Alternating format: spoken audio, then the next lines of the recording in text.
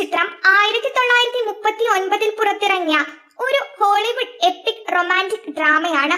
American civil വാറും അതിനുശേഷമുള്ള reconstruction കാലഘട്ടവും പശ്ചാത്തലമായി കഥ മുന്നേറുന്നു.